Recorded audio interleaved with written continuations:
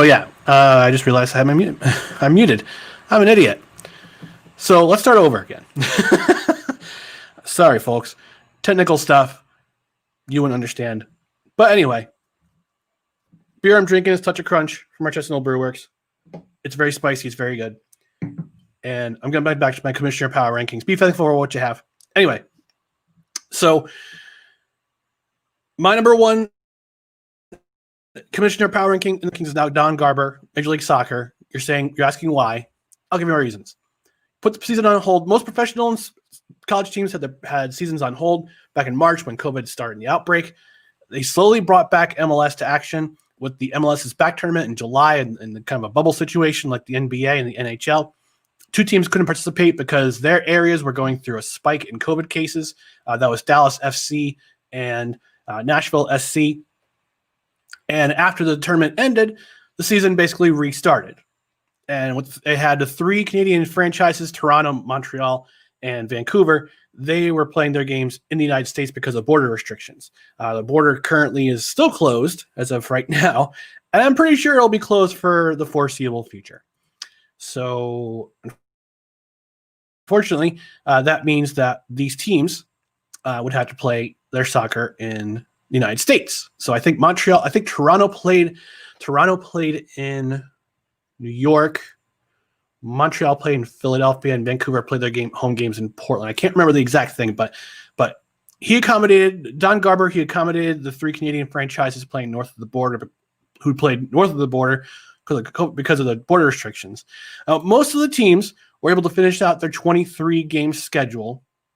At least the Eastern Conference did. The Western Conference didn't so much because Colorado, they had an outbreak in September, and they had to postpone or reschedule games. Colorado Rapids only got in, I think, 18 games. The other teams in the conference, they only got in 22 or 21 games. Some finished with finishing all 23 games that were remaining. But again, it's regional. It's a regional thing where, again, all the cases in the northeast, started in the northeast, made their way into the south, and the southwest, south, the southeast, and the southwest. I swear you saw spikes in Florida and Texas and Tennessee. Then it moved its way up west to Colorado. So that's why I had the spike in September with the Colorado Rapids, because multiple players were getting tested and tested positive for COVID. So the league itself, and Garber's did a good job at this, of keeping everything transparent. About COVID testing, they were releasing COVID results every week. The last update was on November 20th, only 2 positive cases. So they're having amongst players. Thankfully, none amongst staff. So no, with staff and trainers and coaches, no positive results. The last 2 positive cases the cases are lower during the playoffs because teams are getting eliminated. And because of international duty, players playing in their respective international teams. I know U.S. soccer is kind of getting back into the swing of things, especially with CONCACAF coming up. So, yeah. And they were hopeful that the league would complete the season with the MLS Cup being awarded. They're scheduled to play on December 12th. Looks like that's going to happen. Conference finals are Sunday and Monday. The Eastern Conference final, that's on Sunday. I think it's between Columbus and New England, if I'm not mistaken. And Monday is the Western Conference final between defending champion Seattle and Minnesota, who a couple of years ago, they weren't very good, and because they were expansion team, and now they're on the cusp of going to their first MLS Cup. So good on Don Garber. You're number 1, buddy, in the Commissioner Power Rankings. Number 2 is Adam Silver, NBA Commissioner Adam Silver. He's probably been the most consistent out of the commissioners in the entire ranking. He helped with the bubble, helped with the owners and the Players Association create the bubble in Orlando. That did very well. There were some notable COVID cases upon entry into the bubble, but that got taken care of pretty quickly, and the players were very accommodating and looking well, with the exception of J.R. Smith with his blanket thing. If you go to Instagram, he complained about the story is he complained about the size of his blanket in the hotel room, and it's like, dude, it's a G League player who's killing himself to try to get in the league, and you're complaining about a blanket in a hotel room. Shut up. Anyhow, so upon entry into the bubble, there were a couple of COVID positive cases. They quarantined themselves. They got better. They took the medications. Awesome. You kicked off the league. Bubble goes well. They had the 8-game warm up, so to speak. Phoenix went 8-0, and they missed out in the playoffs, which kind of sucked for them. But the playoffs were pretty notable. You had Denver, my Denver Nuggets, came back from 2-3-1 deficits to advance to the Western Conference Final. Unfortunately, they went down 3-1 again and tried to make a series of it, but unfortunately, they fell to the Lakers. And my conspiracy hat is, I'm putting my conspiracy hat for this one. My conspiracy hat, I have full reason to believe that Adam Silver made sure that the Lakers won the NBA title because LeBron James is the number one player in the world, and he had to make sure to keep his number one player in the news. How do you do that? Have him by winning the NBA title. Again, my conspiracy hat. All right, I'll take it off. Because the NBA, conspiracies. Today, teams announced the first half of the NBA is going to play a 72-game schedule. They're announcing it by halves. So the first half starts on December 22nd. We're going to have Christmas Day basketball. Teams are announcing their schedule. But here's the problem. They're starting their re-entry into training camps. As of Wednesday, they've had 48 positive cases. Again, it's a problem with the spiking in all the different areas of the country. There's probably a reason why, because winter's coming. People tend to stay indoors longer because it's cold, especially up here in the Northeast where I live. It's cold. So people are staying inside longer. Droplets are forming in the air, and then you get COVID. But thankfully, we've found better ways to treat it. We're getting more effective ways to try to minimize its complications. Vaccine is hopefully coming out very, very soon. So will you see, but here's a big question. Will you see NBA players, NHL players, Major League Baseball players, NFL players, will you see them get the vaccine first, or will they volunteer for the vaccine? That remains to be seen. We'll see. All right, so number 3 in the commissioner power rankings is Gary Bettman, NHL. He's fallen from number 1 spot in July down to number 3. And there's a reason for that. The bubble went very well for the NHL. In the 2 sites of Toronto and Edmonton, they had the qualifying tournament, which was fun to watch, with the round robin for the top 4 seeds. That was also pretty fun. Tampa Bay won the Stanley Cup. Good on them. Cheers to them.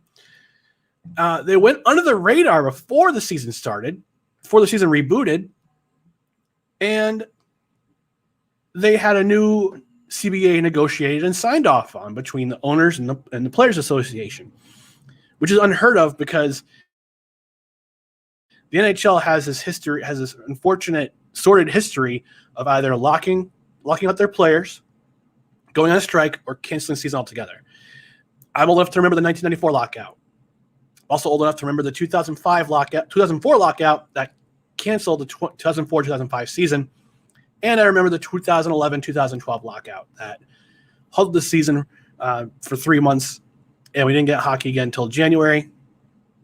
So there's a big question now of what's going to happen with this season. Now, Bettman's run into a little bit of trouble right now because the owners have asked the Players Association to take another 10% deferment on their salary. Last season, the players agreed to 16% cut in their pay deferment until such a time where they could be reimbursed. The owners are asking for another 10% to happen of this season's salary. The players will get that back because it's a deferment. It's not escrow. So that means that the players will get their money back at such time. Problem is, we don't know if there's going to be fans in the stands. We don't even know if the Canadian teams, all 7 Canadian teams, are going to be able to travel down south because of the border restrictions right now. So the question of whether or not there's going to be a Canadian division and then realignment amongst the 4 divisions for the American-based teams all to play around the general area. So around the general areas where they play. So you're going to have teams like Detroit playing the Central Division again. They're going to play against Central Division teams like they used to with Chicago and Nashville and Dallas. You'll see Carolina also probably play in that division, or Tampa Bay and Florida also play in that such division. So you'll have 7 teams, all 7 Canadian teams up north. Again, this is whether or not we reopen the borders in later this month. So sources state that the season might start on January 15th. We actually had an article on bellyup.com. We're starting to ramp up our hockey coverage, and we're releasing some hockey stories. So we put out a story that the league may start on January 15th. The aim was to start on New Year's Day. They were hoping to start on New Year's Day. Excuse me for 1 second. I'll take a sip. It was supposed to start on January 1st. That was the original aim date. Unfortunately, with this situation with the Players Association having a complaint with the owners of deferment, to the situation with Canada and the Canadian border, they might have to reschedule the opener on January 15th. And if once things are agreed to, Bettman has to sign off on this too with the Players Association with Don Fear to make sure that they can get 2 weeks of camp, 2 weeks of camp in early January, late December. They can do their COVID protocols, make sure that players aren't testing positive like the NBA has been having. Also got to make sure that they're have their squads, their Black Aces squad until the AHL starts, allegedly, hopefully in February, early February, when the AHL starts up again. They'll have a short season there as well. So there's a question of added depth for different teams, especially with the ECHL and 7 of their squads, or 7 of their teams decide we're going to just suspend operations till next season. So that question of depth, but I'm positive that the NHL, the NHLPA have learned their lessons from previous lockouts and previous labor negotiations. I'm positive they'll get things started hopefully in mid-January. Number 4 in the power rankings, Rob Manfred. Rob Manfred, as you well know, if you watched this back in July, he was number 5 in my commissioner power rankings. And the reason why is because of because of the millionaires and billionaires having a battle to see when they would start the season, how long the season would be, whether or not there would be a bubble. That was going on. Season starts, 2 teams, they have a spike in COVID cases. Miami and St. Louis, they have their COVID cases. They postpone games, they reschedule games. You got 7-inning doubleheaders. You got universal DH for both leagues. And yet somehow the league got all 60 games played for every single team, whether by hook or by crook, and empty stadiums across the nation. MLB managed to get all 60 games for every single one of their teams. So bravo, Rob Manfred. Hopefully he got the Players Association to listen, and obviously COVID cases went down. Players started abiding by protocols, and they finished the season. Even smarter move by Manfred was to have the Players Association agree to a playoff bubble, and had an expanded playoff as well. So it had 8 teams per league. First round would be played at the site of the higher seed. So I remember Cleveland, they were the higher seed against the Yankees, but they planned on playing their games in Cleveland. The Dodgers played their games at Dodger Stadium, and so on and so forth. So the first round was that. Excuse me 1 second.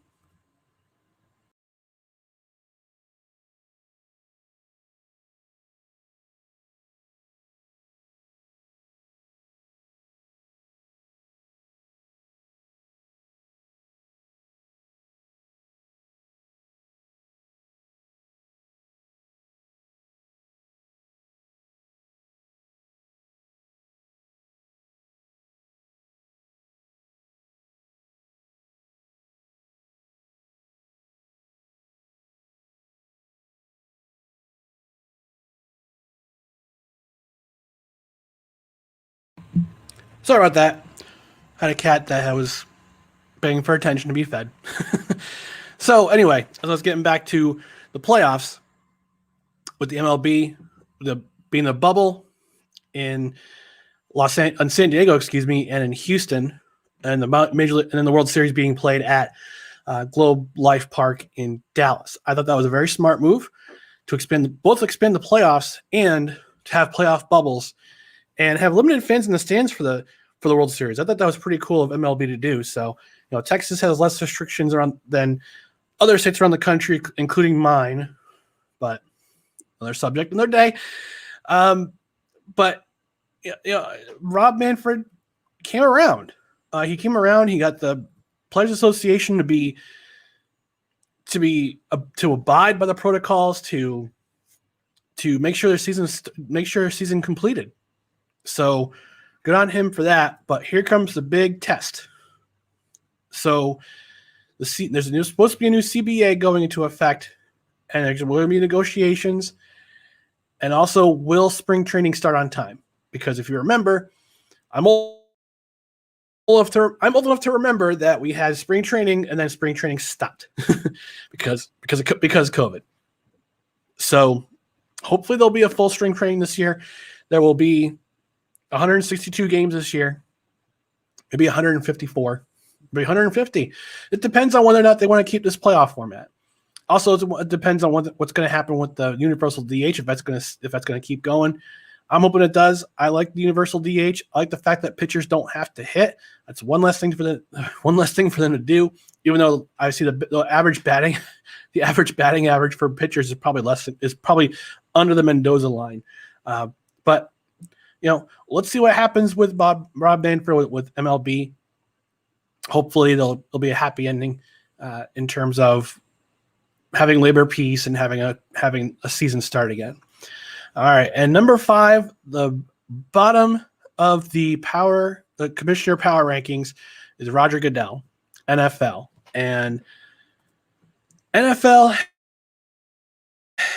Man, it's been a rough season. The season started. They had no preseason games. They want to get the season started on time. A lot of it is because of their contracts with the networks. They wanted to get their season in because you get a lot of money. It's guaranteed. It's networks are willing to pay billions upon billions upon billions of dollars to broadcast the NFL. And if the NFL doesn't play their games, that money's not going anywhere. So there's a lot of pressure on Goodell and the Players Association to try to get this season going. There's no preseason games, limited training camp. They had no offseason OTA, they had no OTAs, they had no offseason training camp, they had no rookie camp.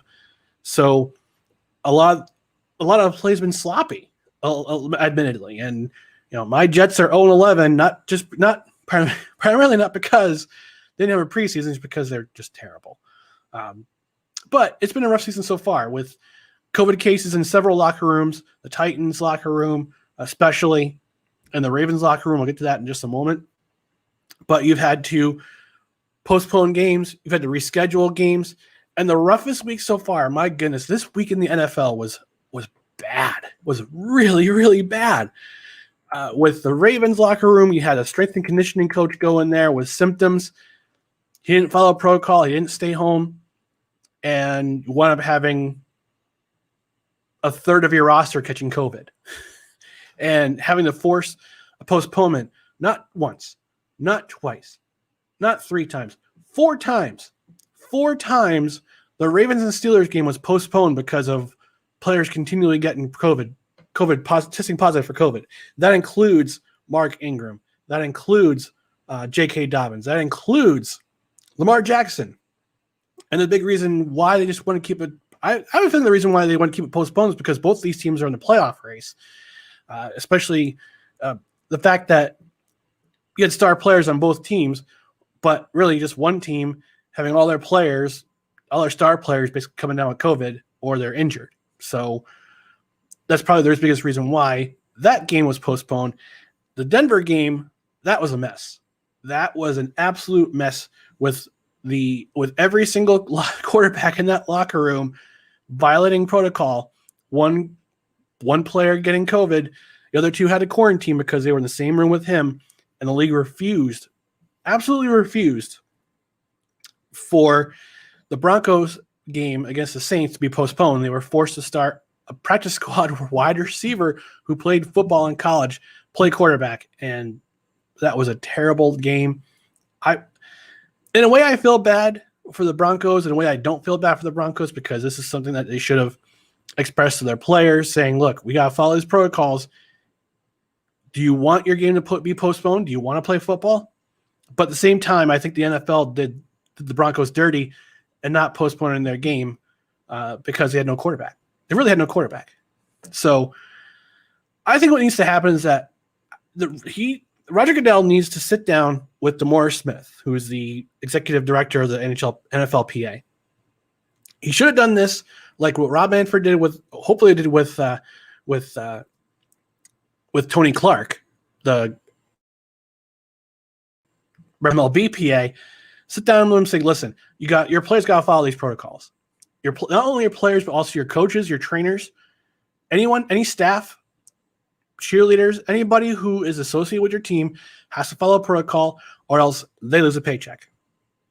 And that's what basically happens. If you missed out on a game, you lose your paycheck. So I don't know what's going to have to happen for the Goodell to get through to these players, but if they want to play out the season, if they want to get paid, if they want to go to the playoffs, if they don't want to postpone their season another week to get games completed, you have to follow protocols. You have to follow protocols. And Goodell hasn't had it. I don't think he's done a good enough job of telling the players that. Do you want extra fines? Do you want your paycheck removed? Do you want your paycheck taken altogether? Follow these protocols. Now, the biggest question of all, I think, is coming up that Goodell has to really think about is a possibility of a playoff bubble, especially in the wild card, because you have an expanded playoff and you have an extra team in the playoff in the wild card. So that means that wild card weekend there's going to be 6 games played. So do you have a bubble? Do you have a bubble for both the AFC and the NFC? Do you have the AFC play 2 games on Saturday and the NFC play 1 game on Sunday at a neutral site, at 2 neutral sites? And likewise for the next day, do you have home field? Do you have is there a home field advantage this year? Is there going to be a home field advantage this year? That's the big question that needs to be answered. Because I think if you win home field, you deserve home field. You deserve a playoff game to be played at your field for the rest of the season, barring the Super Bowl. So say, for instance, the Steelers went out being the number 1 seed, you deserve home field advantage. Same thing with the Saints or the Packers or the Chiefs. Are they going to have a playoff bubble at neutral sites where the field, there's fears the field will be torn up if they play on natural grass? I think if they play on artificial grass, they won't have that problem. But again, we'll see. Well, is there going to be a playoff bubble? That's basically one of the big questions that Goodell has to answer. I think he hasn't done as good of a job as he should have with the COVID situation, especially some of these teams testing positive week after week and postpone, all these postponements, all these postponements and cancellations and whatnot. So, well, not so much cancellations. You can't cancel it because it's guaranteed money in there for the contracts for the television contracts. So, remains to be seen. Let's see what happens with all these leagues are coming up. MLS season's ending soon. Thankfully they got other season in. Same thing with Major League Baseball, NBA, and NHL are wrapping up soon. NFL, get your crap together. All right, so let's move on to a college football rant. I got a bit of a college football rant. Actually, before that, I have a comment from my guy, Chris Pinto, Belly Up Fantasy. Wednesdays at 8:30 Eastern Time, they have a fantasy football show with Belly Up Sports Fantasy. Pinto, Ryan, the other Ryan. I'm the better Ryan, by the way. Tom and Billy, they have a time together for a good solid hour and a half to talk fantasy football. They go over all the games on through the weekend and what their best fantasy football picks, for sleepers, for waiver wire pickups. Go check out their show on Wednesdays. We have another fantasy football show called MD's Fantasy Football Show that airs, I believe, daily. That's actually on Worldwide Sports Radio Network. which is an FM dial in New York City, but it's also available on TuneIn. So his show happens fairly daily. So check those guys out. Fantasy for and BillyUpFantasy.com for all your fantasy sports needs, including coming soon basketball and hockey. All right. Okay, so college football rant time. Earlier this week, ESPN Game Day, they said that, and after this, I'm probably never going to get a job at ESPN from what I'm about to say. So it was either late last week or early this week, ESPN Game Day announced we're going to be in the campus of Coastal Carolina University. Awesome. Coastal Carolina is having a great season. They're undefeated. They're in first place in the Sun Belt. I believe they have an automatic advancement to their conference football championship game. I think they're going to play Louisiana in that championship game. But great story, undefeated season. They just started an FBS in 2014, and now they're 8-0 on the cusp of going to the top 10 in the rankings. So they're supposed to play Liberty University, the Fighting Flames of Liberty University, aka Jerry Falwell University. Unfortunately for Liberty, there was some COVID concerns, especially with one of their coaches, unfortunately, and they had to wind up backing out. Now, if Liberty had beaten North Carolina State, both teams would be undefeated coming into this game. Liberty had the one loss. They're barely on the cusp of going back into the top 25, but Coastal Carolina is moving along. So there was fear that game was going to be canceled. In comes BYU, the Screaming Mormons. I know they're the Cougars, but I call them the Screaming Mormons because it's hysterical. But BYU, looking for somebody to play, they said, Liberty's out, we'll be a Huckleberry. Negotiations were made, and guess what? Guess what's happening this Saturday? BYU at Coastal Carolina. Awesome. Two undefeated teams going head-to-head. It could have some implications with the college football playoff. Slight possibility. Not too big, but it also might be a New Year's Day, a berth in a New Year's Day bowl game. So awesome. BYU, Coastal Carolina, the Mormons versus the Mullets. This is going to be great. It's going to be great. So, looking at the schedule, television schedule, you figure, all right, battle of undefeated teams. This is going to be a great game. When's the game going to be played? Well, originally, the game was going to be played at 2:00 before BYU said we'll be your Huckleberry. It was supposed to be a 2:00 game between Liberty and Coastal Carolina on ESPNU. What are you doing, ESPN? And I mentioned on my podcast, which is called No Credentials Required, a couple weeks ago, I said if both teams, both Liberty and Coastal Carolina, were going to be undefeated, this game deserves to be on prime time. So Liberty steps out, BYU steps in. You figure, all right, two undefeated teams are going to be playing each other. National television audience. Put them in prime time? Nope. The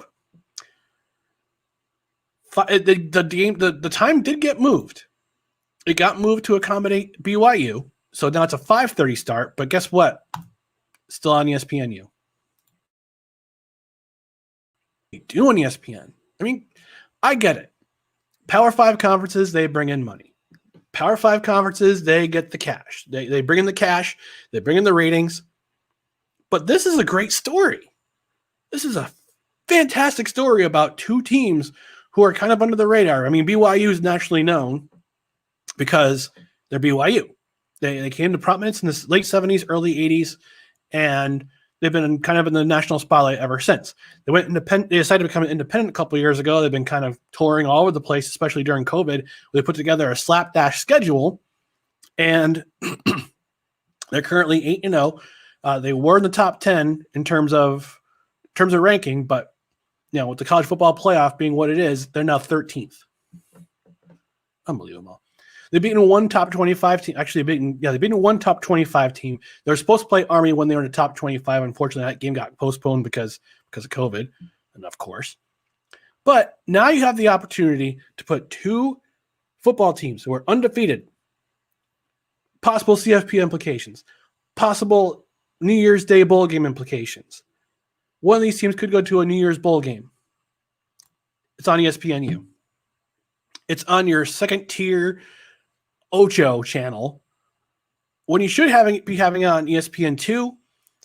I mean, right now, ESPN is going to show Oregon at Cal at 7 o'clock on the hub channel of ESPN. And Clemson, Virginia Tech is at 7:30 on ABC. So what's on ESPN2? Nothing. No college football game on ESPN2. Why not move this game from 5:30 to 5:30 to either 7 or 8 o'clock? Again, you're accommodating BYU because they're coming in for the traveling 2 time zones to go to South Carolina to play this game, and you're featuring 2 football teams who are playing their best seasons in either forever or their best season in FBS ever. But no, 5:30 ESPNU, where unfortunately barely a solo watch. So it sucks. It sucks for these programs because you figure this is a game where both programs are going to get major exposure because they're both undefeated, up and coming programs. Sun Belt is on the rise the Sun Belt's on the rise in terms of the Group of 5 conferences. And of course, BYU is a independent. So you figure, all right, let's give it a shot.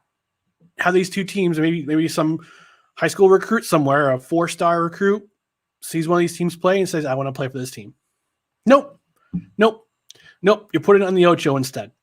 So ESPN, shame on you. Shame on you for having college game day, show up at your campus, and you get put on ESPNU. Sucks. I wish it would change. If it were up to me, I would change it, but unfortunately, I'm not head of ESPN programming. Someday, though. Someday, when I come to power. Anywho, so let's give a partnership shout out. I'm going to give a partnership shout out to Hoff and Pepper Hoff Sauce. About a month ago, I had Cameron in from Hoff and Pepper. She's a social media guru over there. And I did a live taste test of Hoff and Pepper's hot sauce. It's awesome. You should get it. So let me read the spot real quick. Handcrafted with farm fresh jalapenos and habaneros. Hoff's original Hoff sauce has gone on to win numerous awards and gain international recognition. Hoff and Pepper always strives to create sauces and seasonings that enhance flavors with balanced heat profiles. Every one of their handmade products is manufactured in Chattanooga, Tennessee, and is naturally vegan and gluten-free. Go to hoffpepper.com. Get yourself some hot sauce. I've had it. It's delicious. Get their ghost. Their smoked ghost is awesome. Smoked ghost is awesome. It tastes really good on wings. It's awesome. So go to hoffandpepper.com. Get yourself some hot sauce, and at the checkout, put in promo code BELLYUP and get yourself 10% off your order and get free shipping. Or I believe it's over any order over $29, you get free shipping. So hey, 10% off, free shipping. Get yourself a stash of hot sauce for this holiday. All right, so that's going to do it for me. Thank you for watching. Anybody who's watching the replay, thank you for watching the replay. I really do appreciate it. Let's connect on social media. Facebook.com/BellyUpAFTW. Twitter and Instagram @BellyUpAFTW. YouTube. If you're watching on YouTube, it's AFTW BellyUp. Again, I really do appreciate your watching. Belly Up Sports we're growing. We're bringing in more writers. We're bringing in more content in terms of podcasts. Hopefully we're going to start more live shows. With hockey season coming around, one thing I would really like to do is get a live hockey show sometime. So, we got a couple of guys up in Canada who are taking a break for the Double Minor Hockey podcast. They're taking a break for the season until the season starts up again, but they're mostly Montreal. They're Montreal based. Talk a little hockey, but hopefully we'll have a dedicated hockey show that is a hockey show that's dedicated primarily to NHL and maybe some college hockey too. So we'll get into that hopefully when the season comes around. But we got lots more content on bellyupsports.com. Look for our podcasts. look for our we got a comment.